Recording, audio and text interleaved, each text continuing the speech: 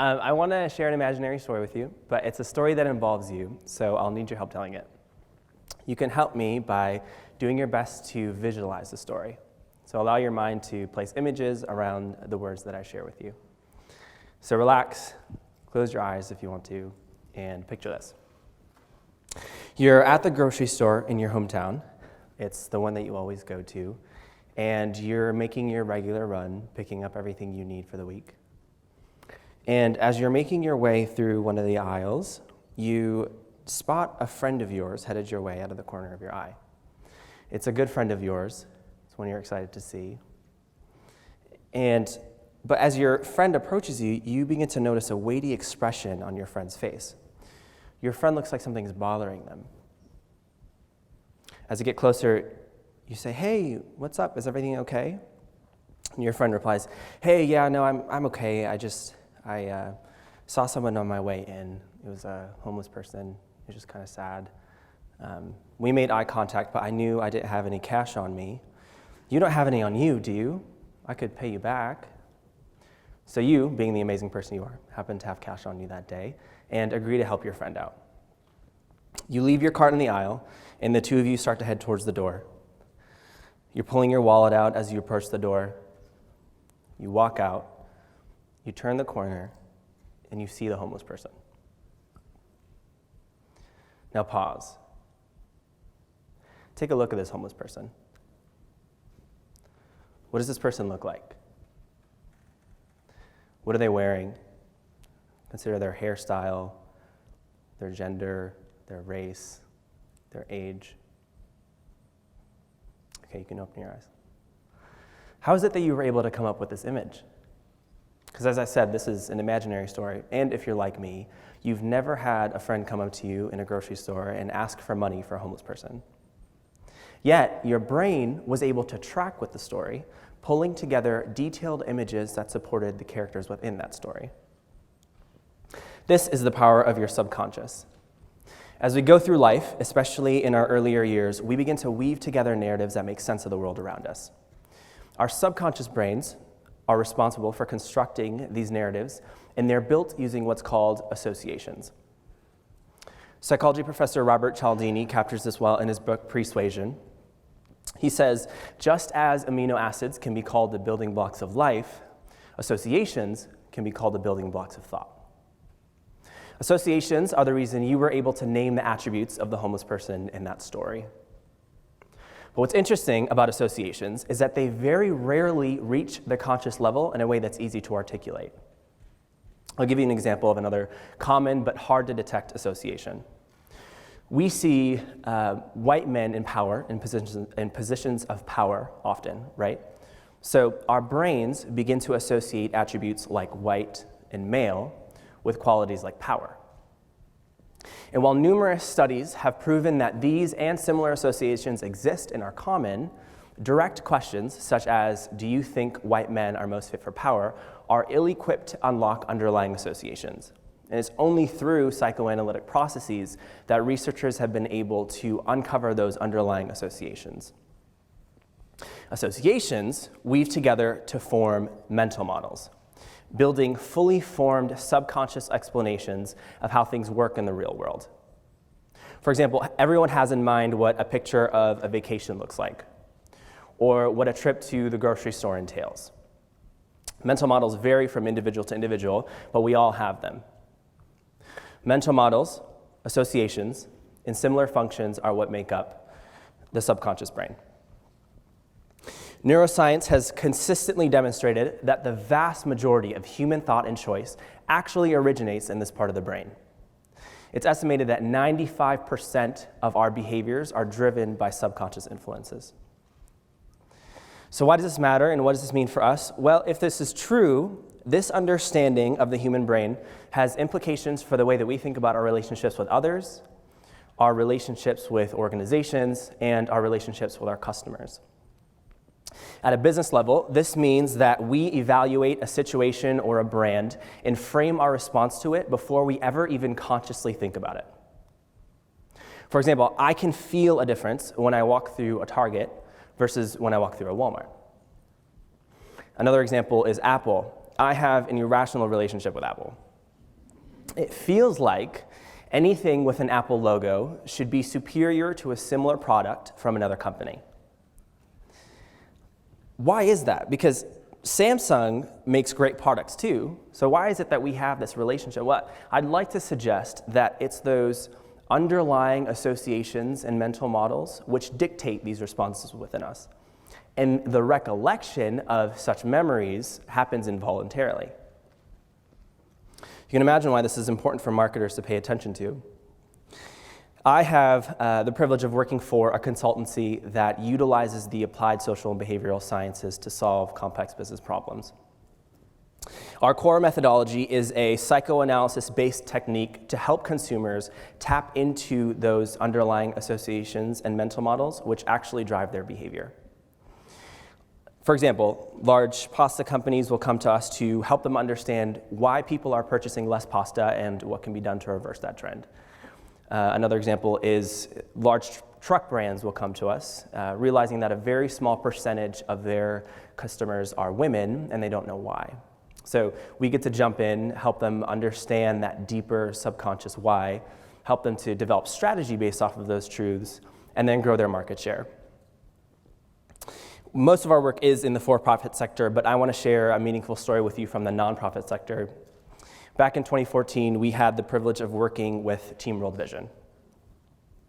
And if you're not familiar, Team World Vision is a fundraising team within World Vision that equips individuals to raise money for global projects through marathon running. The money raised goes towards providing clean water for those in need. They came to us because they realized that in order to reach a greater level of success with both current and prospective runners, they first needed a much deeper understanding of runners' psychological motivations to run, and specifically to run for Team World Vision. And the results of the research were fascinating. We found, for one, that the real marathon these runners were facing was that of fundraising. Because while Team World Vision had built its reputation on making people feel supported, they realized that that support was just limited to training. So in light of these findings, Team World Vision activated several initiatives to cultivate a togetherness amongst runners in their fundraising. The research also found that while the cause that Team World Vision championed was resonant, motivation to join was tempered by a fear of failure. So we encouraged the team to lower barriers to participation by offering shorter races for first-time participants, because they didn't realize the power of a more accessible option. But that power made itself evident. The shorter distance runners went on to raise $6.5 million, and then 10% went on to run a marathon. And the power of uncovering underlying associations and mental models made itself clear financially as well. Back in 2013, prior to our work with them, Team World Vision saw their first year of year-over-year decline. But our research and strategy inspired several activations that dramatically reversed that decline, tripling their revenue over the following 3 years. And as I've worked at this firm, I've begun to explore how associations and mental models play out on an individual level. And I've realized that in the same way that associations and mental models influence the way that we respond to different brands, they also influence the way that we respond to one another. One of the more clear examples of the inner workings of associations and mental models at a personal level can be found in arguments. And in arguments particularly with our partners, because those are the disagreements that allow us the appropriate time and space to actually work our way down to those associations and mental models if our partners are good listeners. Luckily, my fiance Hannah is a great listener, and God knew I would need one of those because if anyone is irrationally driven by underlying associations and emotions, it's me. I'm like a walking ball of emotion. We recently had a conversation about taking care of aging parents. I remember we were boarding a plane, and for whatever reason, she had the subject of taking care of parents on her mind that week, so that's what we talked about. I remember we sat down, and she turned to me and she said, "Fedhii, how do you feel about taking care of aging parents?" I said, "Well, what do you mean?" She said, "Well, when they get older, what additional responsibilities do you think we'll need to take on to make sure that they're taken care of?" In my mind, I'm like, well, the way the question's asked, it felt like we were already on the same page. Because I had grown up in a family where taking care of your parents was expected and common.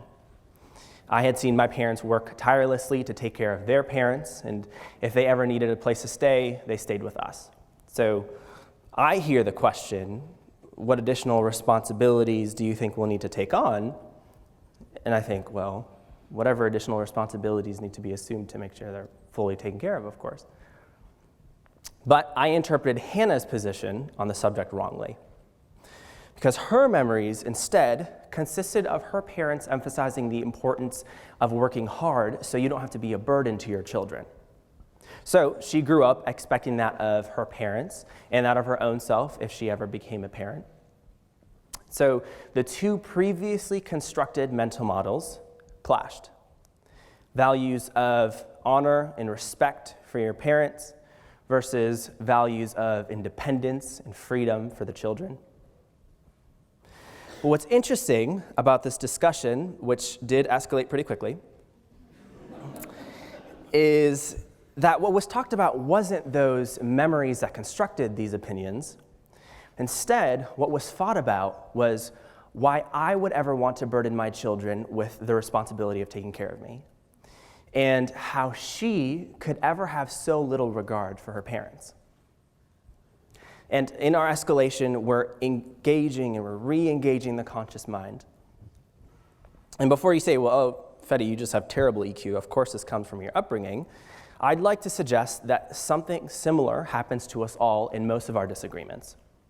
We are often staunch on our stances, thoroughly convinced that we know the truth about the matter, what we think about it, and why. But here's what's happening most of the time. We have a stance on an issue that our subconscious mind has established using previously existing associations and mental models. And the subject of contention, so whatever we're arguing about, evokes certain associations within the brain that compel us to take a stand on an issue. And then our conscious minds race to catch up, churning out rationalizations that support the decisions that have already been made on a subconscious level. And then, to make matters worse, we often have this deep-seated commitment to leaning on quote-unquote logic in our disagreements.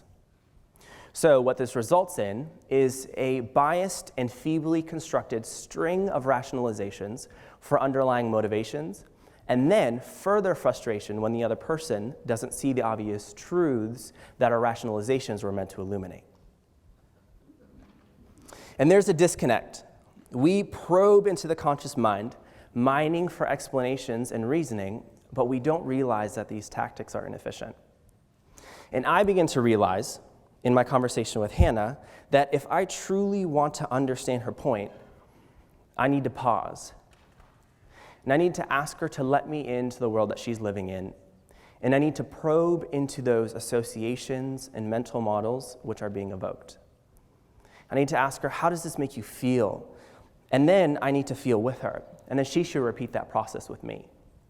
Because neither of us are crazy in this example, and most of us aren't crazy in our day-to-day disagreements. We just have unique histories, which have created unique associations, which have resulted in unique reactions.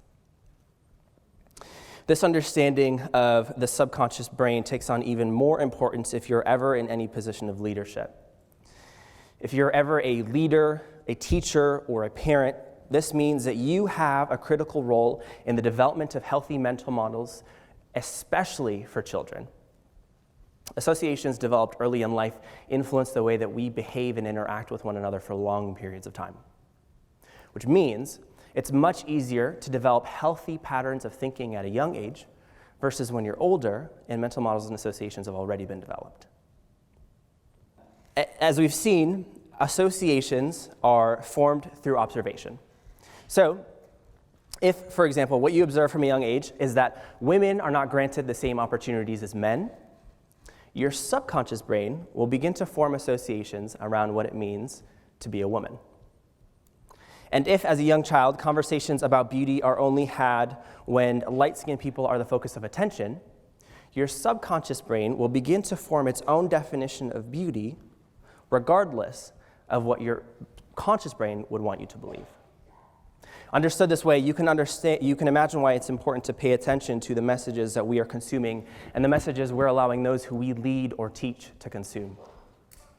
Because while our subconscious does truly drive our behavior, our conscious can serve as a backseat driver by being intentional about the messages that it allows to shape the subconscious mind. And we can steer our future behavior by being mindful of the present content that we take in and perpetuate. What would happen if there was a family or even a community that paid close attention to the narratives they allowed to shape their subconscious mind, understanding that it's that mind that makes 95% of their decisions? And what would happen to that family or that community if its members maintained healthy interactions with one another out of the healthy mental models which were intentionally cultivated? Behavior change can be tricky when you're working with just the 5%, but I think we'll find that endless opportunities open up with the 95. Thank you.